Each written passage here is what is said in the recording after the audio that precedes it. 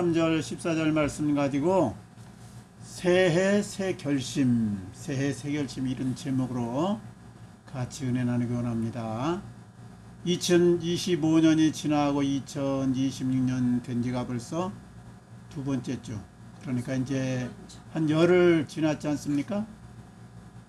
네, 우리가 이렇게 연도를 나누고 또 달을 나누고 뭐 날짜를 나누고 12월 30일이나 1월 1일이나 사실은 똑같습니다. 그런데 이렇게 송년회다 뭐 망년회다 또 뭐 신년식이다 또 시무식이다 이런 걸 행하는 것은 지난날 우리가 여러 가지 잘못하거나 실수한 것 다 이제 뒤로 하고 잊어버리고 새 출발해서 새롭게도 잘해보자 이런 뜻이 있는 것이죠.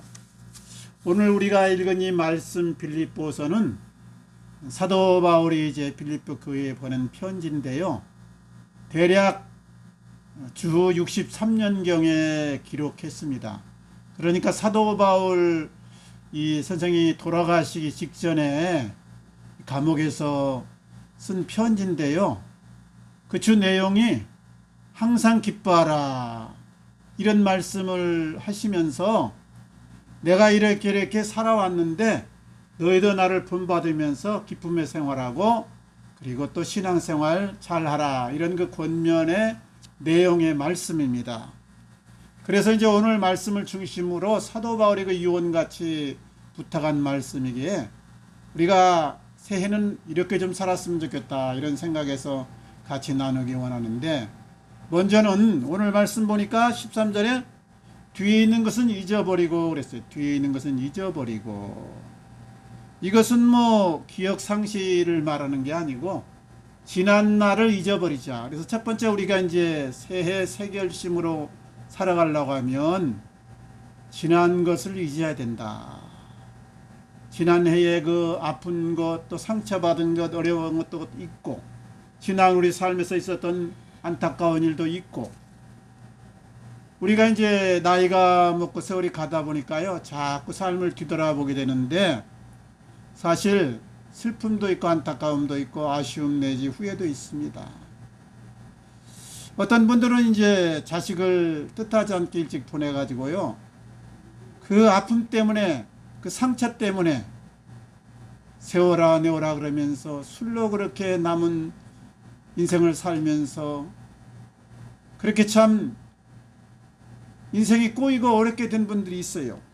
또 어떤 분들은 사업을 실패하고 있는 돈 다 까먹고 저 산속이나 바닷가로 가서 자인이 되어가지고 그렇게 안타깝게 사는 분들도 있습니다.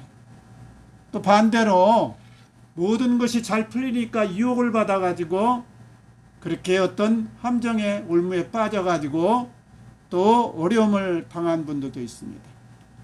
이런 것을 다 뒤로 하고 이제 새로운 마음으로 새 결심으로 이렇게 출발해야 된다 이 말씀이에요. 그래서 과거를 정리정돈해야 됩니다. 그리고 새로운 이 자세로 우리가 살아가야 되는데, 그러기 위해서 먼저 우리가 해야 될 일이 나에 맞는 이 목표를 우리가 세워야 돼요. 나에게 맞는 목표를 세우자. 2026년이 새롭게 우리에게 주어졌는데 이것은 마치 하나님이 우리에게 주신 백지와 같습니다. 여기에 어떻게 내가 그리느냐 자유를 주셨잖아요. 그러니까 아름답고 멋진 값진 그림을 그려나가야 됩니다. 그 아일랜드 철학자 가운데 우리가 아는 그 쇼펜 버나드 쇼라는 사람이에요. 버나드 쇼. 이분이 이제 묘비명에 그렇게 돼 있다고 하는데 제가 가보지는 못했어요. 그런데 우물쭈물하다 내 이럴 줄 알았지 이렇게 써 있다고 합니다. 이분이 좀 시사적인 면이 있어가지고 사람들에게 깨우침을 주기 위해서 이제 묘비명에 그렇게 기록하라고 한 건데, 우물쭈물하다가 내 이럴 줄 알았지. 그러니까 2026년도 우리가 새롭게 시작됐지만 우리가 아무 생각 없이 계획 없이 목표 없이 그냥 보내면 지난 삶과 똑같이 후회도 할 수 있고 어려움도 당할 수 있고 어떻게 올라가기보다는 내리막길을 갈 수도 있는 것이죠. 그러니까 새로운 해가 되었으니까 마음을 다잡고 우리가 새로운 결심을 하고 그리고 새로운 목표를 가지자 이 말이에요. 오늘 말씀해 보면은 14절에 내가 표대를 향하여 달려가노라. 표대를 향해서 달려간다는 뭐예요? 내가 목표점을 바라보고 목표를 세워놓고 그것을 집중적으로 해서 내가 좌로나 우로나 치우치 않고 가겠다, 이런 선언 아닙니까? 우리가 나이를 먹는다는 게 뭡니까? 육신적으로는 이제 30이 넘으면 노화가 와서 늙는다고 합니다. 늙어요. 그런데 늙으면 이제 보통 노인이라고 하지 않습니까? 노인이 돼 가는데 우리 나라에는 65세 이상을 노인이라고 지금 하고 있는데요. 노인에는 크게 보면 둘이 있습니다. 둘. 하나는 늙은이가 있고 하나는 어르신이 있다. 이건 제가 한번 나눠본 거예요. 그냥. 늙은이는 뭐냐? 육적인 이 노화와 함께 마음도 정신도 점점점 하락세로 내려가는 사람. 그러니까 점점점 마음도 육신도 이렇게 퇴화되고 시대에 뒤떨어지는 사람이 늙은이다. 그 다음에 어르신은 뭐냐? 비록 육체가 늙어가는 것은 어쩔 수가 없지만은, 기력이 쇠해가는 건 어쩔 수 없지만은, 마음도 정신도 영혼도 오히려 더 익어간다. 더 성숙해간다. 더 아름답게 그렇게 업그레이드 돼간다. 이걸 말하는 겁니다. 우리 고린도 후서 4장 16절 보면은 우리 겉사람은 날로 후패하나. 요즘 성경에는 이제 겉사람은 낡아지나 그렇게 나왔어요. 낡아지나. 속사람은 날로 새롭도다. 겉사람은 늙어가는 것을, 흰머리 나는 것을, 눈이 침침해지는 것을, 뭐 허리가 꼬부러지는 건 어쩔 수 없는 것이지만은, 그러나 속사람은 더 성숙해져 간다. 새롭게 된다. 더 한 단계 올라간다. 이것을 말씀하는 겁니다. 그러니까 우리 성도는 늙은이로 이렇게 하락하지 말고 어르신으로 올라가야 된다. 이걸 말씀하는 거예요. 그러려고 하면 지난날의 나를 돌아보고 또 새로운 나를 정비해야 됩니다. 우리가 남과 비교할 필요는 없어요. 그 사람은 그 사람의 형편, 또 그 사람의 생각, 그 사람의 여건이 있으니까 남과 비교할 필요는 없어요. 그러나 어제보다 나은 나를 만들어갈 필요는 있습니다. 작년을 돌아보고 금년은 더 한 단계 올라가는 내가 되어야 된다, 이 말씀이에요. 그러려고 하면 먼저 목표를 정해야 된다. 사도 바울이 표대를 향해서 달려갔듯이 목표를 정하고 그것을 향해서 집중했듯이 우리가 이렇게 나가야 된다, 이 말이에요. 짐승이라는 것은 그날 삽니다. 그래서 하루에 먹거리가 있고 하루가 편안하면 행복합니다. 근데 사람은 그렇지를 못해요. 그래서 사람을 생각하는 갈대다 그래요. 육신적으로는 좀 연약할 수 있고 동물에 비해서 여러 기능이 좀 떨어질 수도 있지만 중요한 것은 생각을 한다. 생각. 그러니까 아무 생각 없이, 한마디로 아무 대책 없이 산다고 하면은 짐승과 같다, 이 말이죠. 생각한다는 건 무엇이에요?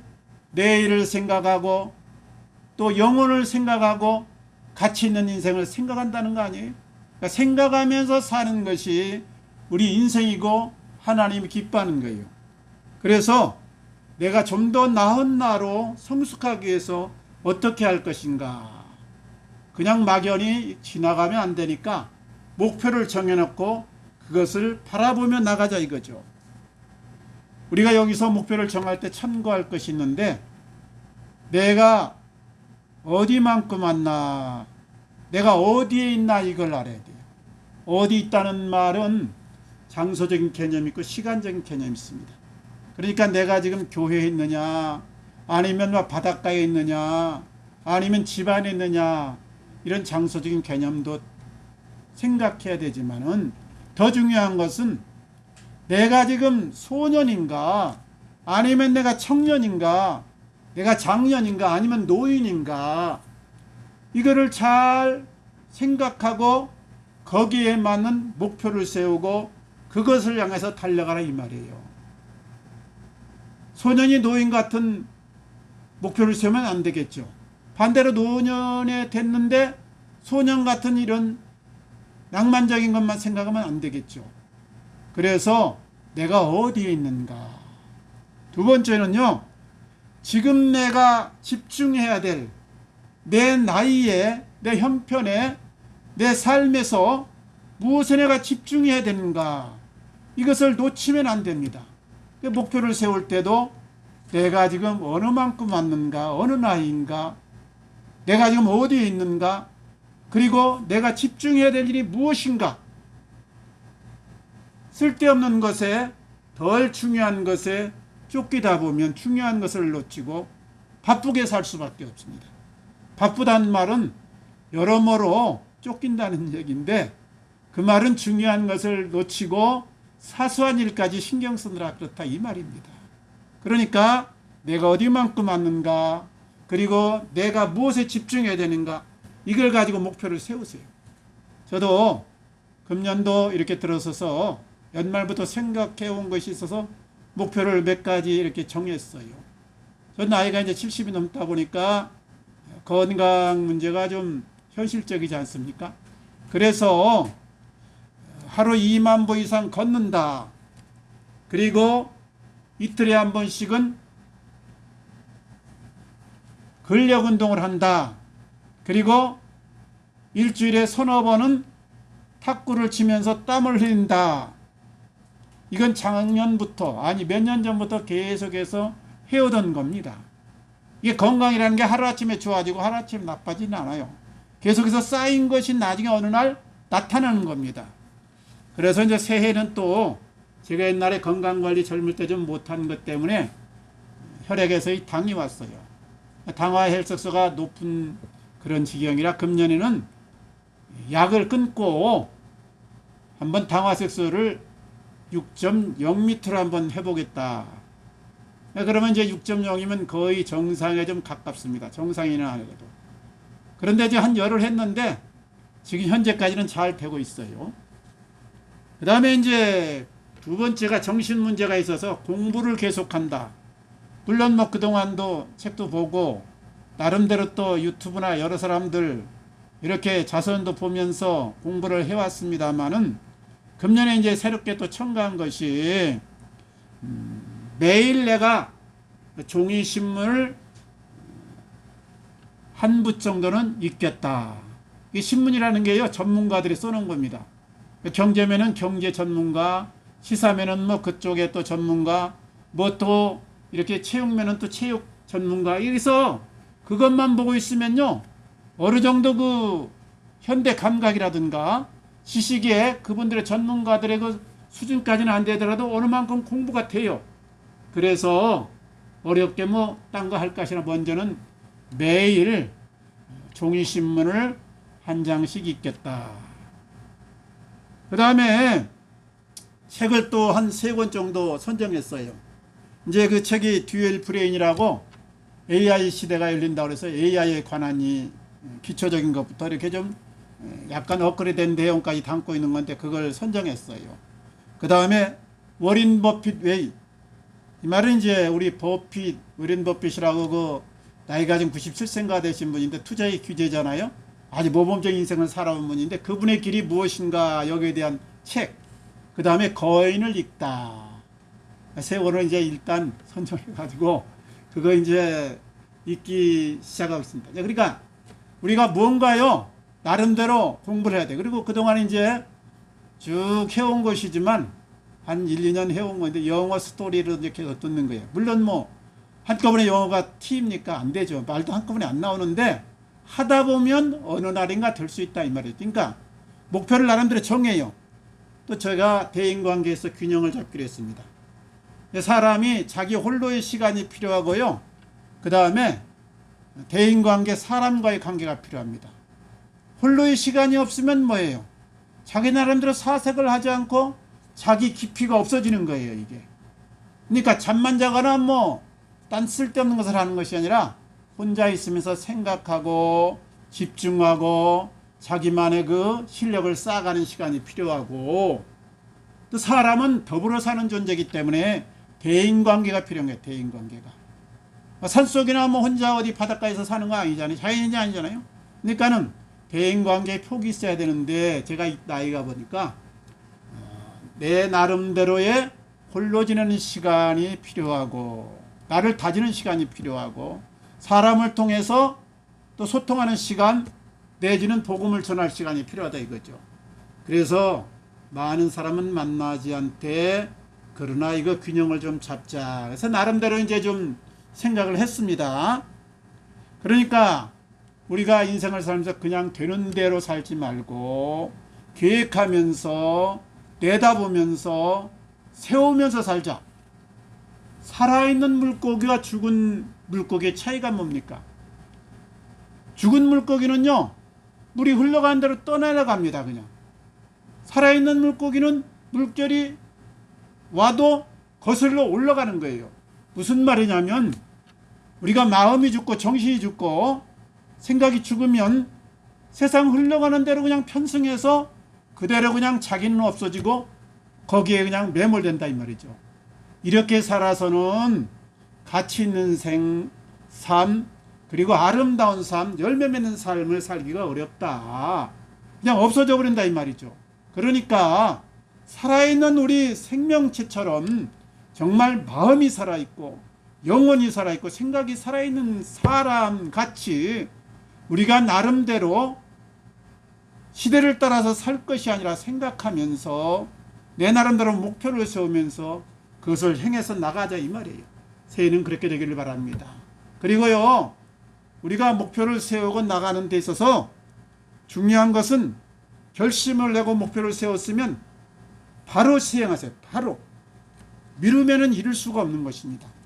예를 들어서 내가 다이어트를 하겠다, 몸을 좀 만들겠다 그러면요, 다음 달부터 하겠다. 따뜻해지느니 봄부터 하겠다. 이러면 안 돼요. 즉시 그 자리에서 걷기 시작하세요. 운동하자 했으면 오늘 내가 100보라도 200보라도 걸어보는 겁니다. 이런 시작이 없으면 이게 안 되는 거예요. 미루었다 그러면 다음에 다른 핑계가 생깁니다. 담배를 끊겠다 그러면 다음 달부터 새 달부터 하겠다. 쓸데없는 겁니다. 당장 오늘부터 담배값 다 치우고 제떨이 치워버렸어요. 그리고 내가 결심했으면 지금 이 시간부터, 그러니까 우리가 생각하고 결심해서 그것이 행동이 되지만은 반대로 하면은 우리가 행동을 하면은 실행을 하면은 그것이 내 생각에 자리잡히고 내 결심으로 굳어집니다. 그래서요, 일도 그렇고 공부도 그렇고 운동도 그렇고 모든 것이요, 처음에는 힘듭니다. 알아던 것을 처음 시작하면 힘들어요. 거부감이 있습니다. 약간 괴로움이 있습니다. 그러나 계속해서 반복해서 행하면 조금씩 길이 나면서 쉬워집니다. 그리고 이것이 나중에는 습관화가 되고 체질화가 됩니다. 습관화되고 체질화되면은 나중에 힘들지 않고 저절로 되면서 재미라는 게 붙어요. 재미가. 그것이 습관화가 체질화가 되면 저절로 돼가면서 재미가 붙는다. 그러니까 달인이나 말이죠, 도사나 전문가가 따로 있는 게 아닙니다. 어떤 분야에서 달인이다, 도사다, 아주 그 사람이 뛰어났다 그러면은 같은 것을 계속해서 반복한 거예요. 계속해서 반복. 손흥민 선수 보세요. 공차는 계속 어릴 때부터 10년, 20년, 30년 해오니까 축구의 달인 되잖아요. 편한 거 아닙니다. 후천적으로 계속해서 반복했다 이 말이에요. 그래서 우리가 반복하고 반복하면 쉬워지고 재미가 있어지니까 좋은 쪽으로, 나쁜 것을 반복하면 중독이 되지만 인생을 망가뜨리지만 좋은 쪽으로 우리가 반복하면 체질화가 되고 습관화가 돼서 우리 인생을 업그레이드 시킨다 이 말이죠. 그리고 우리가 하다가요, 혹시 빼먹을 수가 있어요. 중단할 수가 있어요. 놓칠 수가 있어요. 그럴 때는 어떻게 하느냐, 다시 시작하면 됩니다. 다시 기도하고 하나님의 은혜를 구하고 다시 시작하라. 작심삼일이란 말이죠. 작심삼일. 실제로 이제 담배 파는 회사에서 조사한 건데 1월 달은 담배 판매량이 줄어요. 근데 2월 달 지나면 다시 회복됩니다. 왜 그러나요? 사람들이 금연하겠다 해놓고는 한 며칠 하고 또 어떤 사람이 열흘 하고 한 달쯤 지나면 이거 자꾸 깼거든. 몇 번 깼어요. 그러니까 이제 아예 포기해버리고 옛날로 들어간다 이거죠. 그러지 말고 내가 못했다 포기한 것을 다시 내가 결심한 걸 지키지 못하다 그러면 하나님 앞에 도움을 구해요. 사람 마음이 자기 마음대로 잘한다면 그때 하나님 은혜를 구하는 게 그때. 그리고 다시 시작하는 거 다시 시작하는 거. 그러니까 성취하는 사람과 목표를 이룬 사람과 못 이룬 사람의 차이는 뭐냐? 실패하고 안 하고가 아니라 실패했을 때 다시 일어나느냐 아니면 그대로 포기해버리는 이 차이입니다. 성공한 사람은 누구나 다 한번 실패를 겪습니다. 실패는 성공의 어머니의 과정이에요. 그런데 다시 도전하느냐 아니면 거기서 주저앉느냐 이 차이거든요. 그러니까 내가 결심했던 것이 잘 안 됐다고 해서 포기하지 말고 다시 기도하고 다시 시작하라 이 말이에요. 다시 시작하라. 그러면 하나님께서 이루어집니다. 우리가 마음 먹는데 성취는 하나님께 있잖아요. 이렇게 하면 하나님의 일반 법칙에 합당해서 우리의 목표를 이루고 우리 인생이 한 단계 업그레이드되고 아름답게 전진해 나갈 수 있다. 믿으시기 바랍니다. 그래서 우리가 새해 목표를 정하고 그리고 즉시 행동하고 반복해서 계속 행하고 달인이 될 때까지 행하고 체질화 될 때까지 행하고 그러다 혹시 실패하면 다시 일어나서 또 도전하면서 실행하자. 그래서 하나님과 함께 내 인생을 업그레이드 시키며 아름다운 인생을 만들어가자 이 말이에요.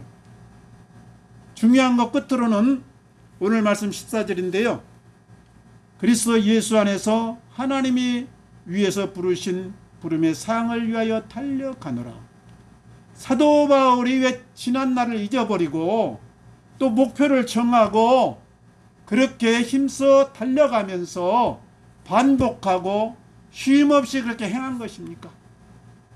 사도 바울의 이 마음에는 목표가 하늘나라예요. 하늘나라. 최종 목적은 하늘나라 상급이었다 이 말이에요.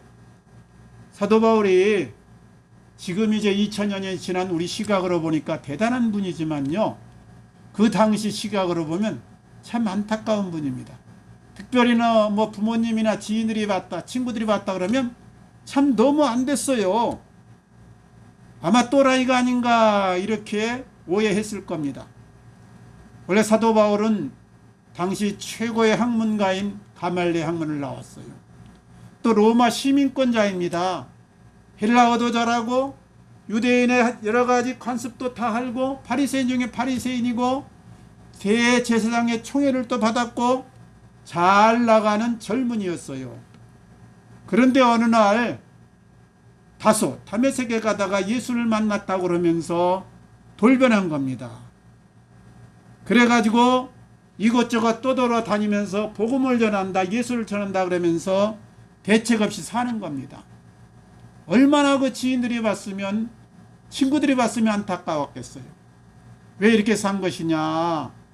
그는 비록 몸은 이 땅에 살고 있지만 이것이 영원하지 않다는 것을 알았기 때문에, 그리고 나는 하늘의 시민권자다, 하나님의 자녀다, 내가 그 하늘의 백성답게 그 나라의 왕이신 아버지가 기뻐하는 대로 살겠다, 이런 그 목적이 분명히 섰기 때문에 그렇습니다. 우리 기독교는 다른 종교에 비해서 아주 쉽습니다. 우리 불교 같은 데는요, 고행을 하라, 덕행을 하라, 참선을 하라. 그리고 뭐 제가 그 책을 보니까 보살이 된다거나 부처가 된다거나 미륵이 되는 데는 아주 많은 대가를 치러야 돼요. 엄청난 고행, 수행, 덕행을 쌓아서 될까 말까 하고 세월이 몇억 년 지나야 됩니다. 그래서 성철 스님 같은 분은 이런 것을 이루기 위해서 13년간 눕지 않았다, 8년간 잠을 자지 않았다, 이런 일화가 있지 않습니까? 그만큼 득도하기가 그리고 해탈하기가 어렵다 이 말이죠. 그런데 기독교는 아주 쉽습니다. 예수를 믿는다는 건 쉽잖아요. 대가를 요구하는 것이 아니잖아요. 고행을 요구하는 것이 아니잖아요. 뭘 쌓으라는 것이 아니잖아요. 하나님이 다 이루었다. 너는 이것을 인정하고 믿음으로 받아들이기만 해라. 얼마나 쉽습니까? 예? 그래서 예수님이 마태복음 11장 18절에서 말씀했어요. 수고하고 무거운 짐진 자들아 다 내게로 오라. 내가 너희를 편히 쉬게 하리라. 내 멍에는 쉽고 가벼우니라. 그러니까 예수 믿기는 쉽습니다. 예수 앞에 나가면 우리가 안식을 얻습니다. 자유를 얻습니다. 그런데 짐이 하나 있다고 그랬잖아요. 내 짐은 쉽고 가벼우니라. 쉽고 가벼운 짐 하나만 딱 치면 우리가 주님의 제자로서 예수를 잘 따르는 겁니다. 그 짐이 뭐냐?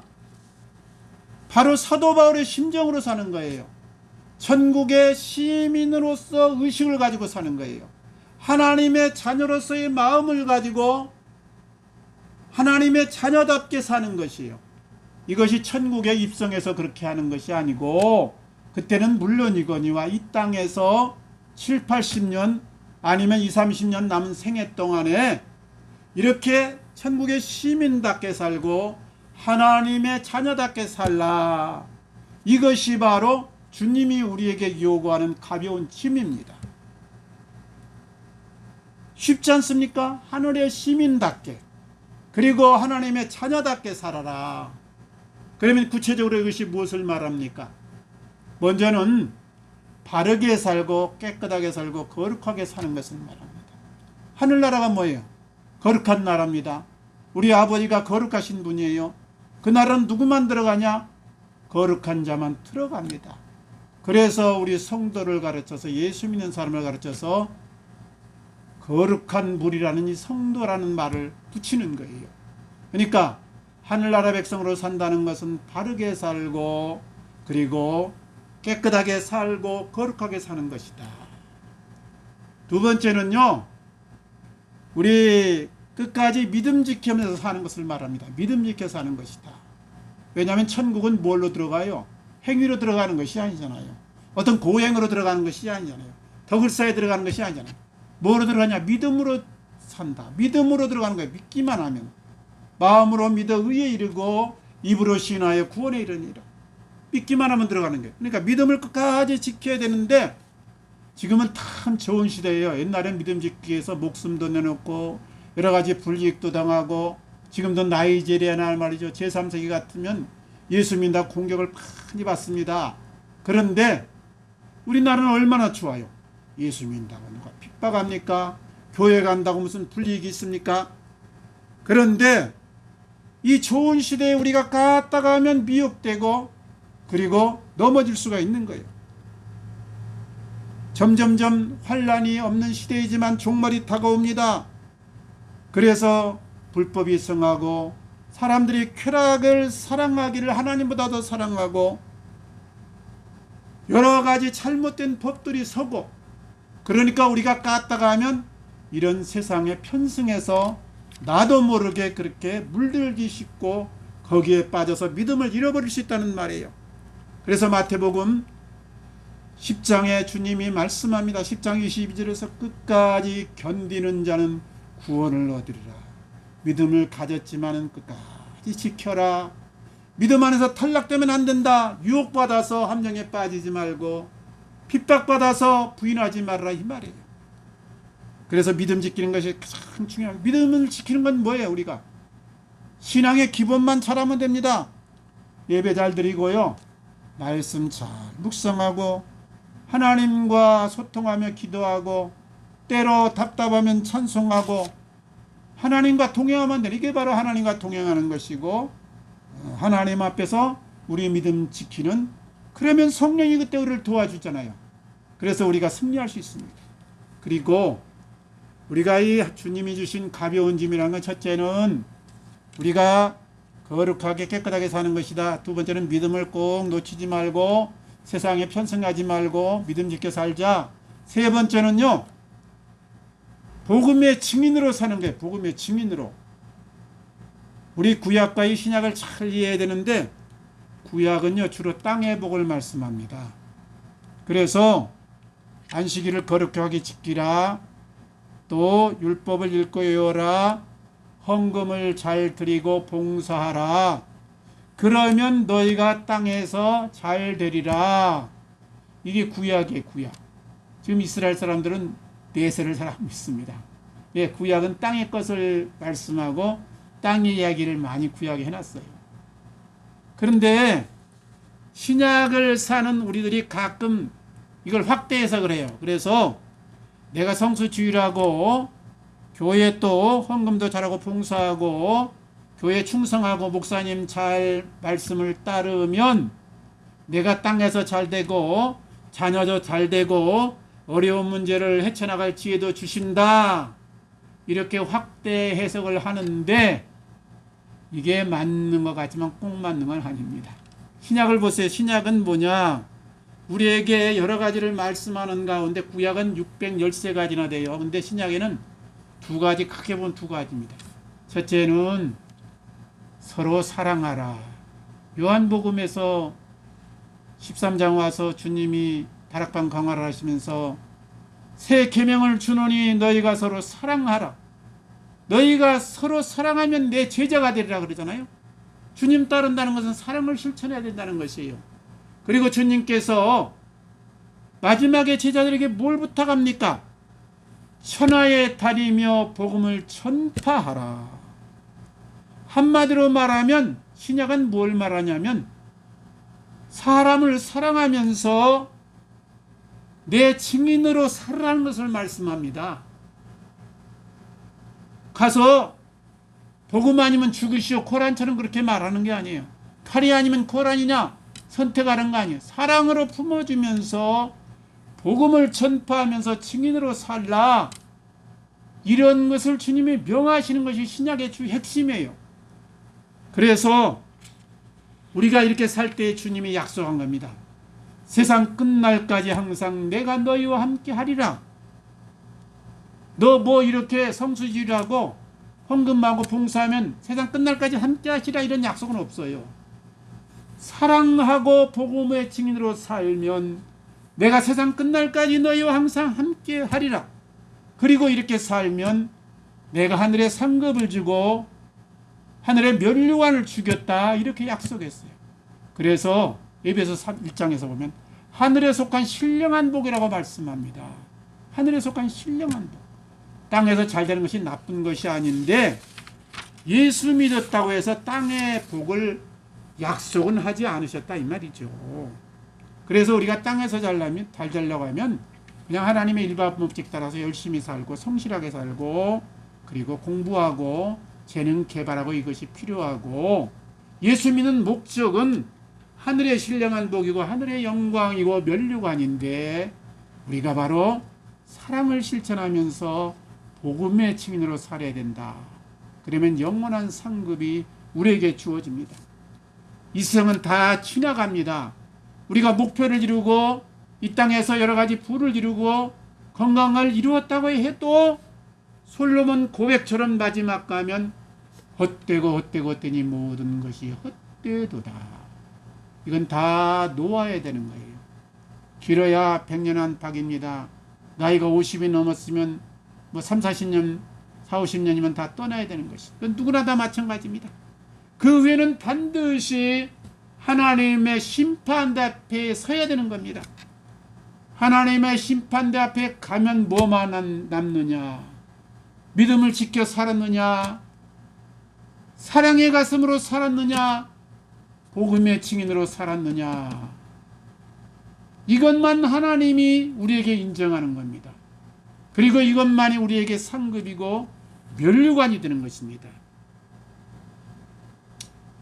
우리 이런 사랑의 가슴으로 복음의 증인으로 믿음의 승리자로 사시기를 주님 이름으로 축원합니다. 이야기 하나만 마치겠습니다. 고정민이라고 해서 잘 나가는 이제 광고회사 대표인데 세계적인 이 경제 침체가 오니까 어려움을 겪는 거예요. 몇 년 전에 우리 코로나도 겪고 경제가 막 다운되고 도산된 기업들이 많았잖아요.